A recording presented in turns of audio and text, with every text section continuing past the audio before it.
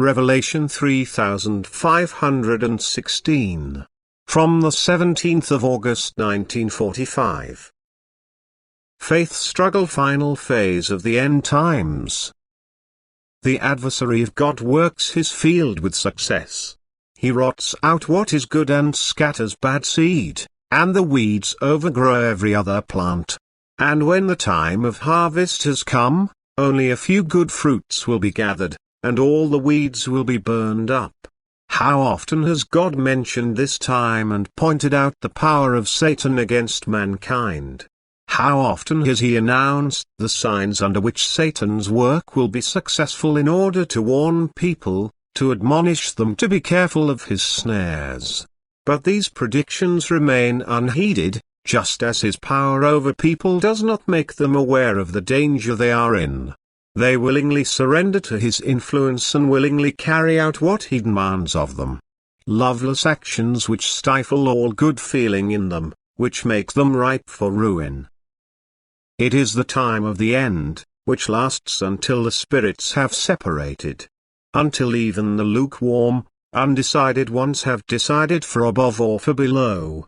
For this separation of spirits must still take place. Countless people still have to clarify which spirit they want to adhere to, for many people are still unclear about this.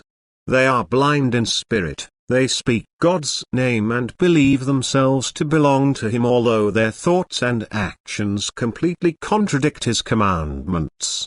While some still struggle for knowledge, begin to detest evil, and can still find the path to truth and life if they distance themselves from the pleasures of the world, if they seriously consider their souls. And the end times must still bring about this final separation, and therefore it will be a time of horror, a time when all instincts will come to fruition, good and bad, but the latter in predominance, so that good will have a hard time to assert itself.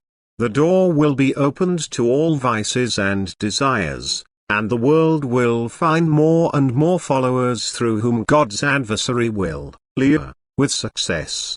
Yet God also calls His own, and anyone who hears His voice will also follow it because he recognizes it as the Father's voice.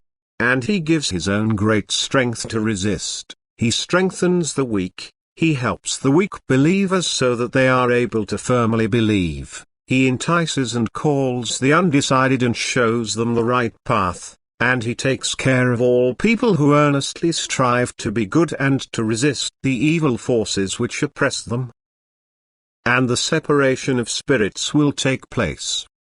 The contrast between good and bad, between God-fearing and God-opposing people, will become increasingly clearer. For open enmity will set in, the bad will take action against the people who adhere to God and seek to destroy them.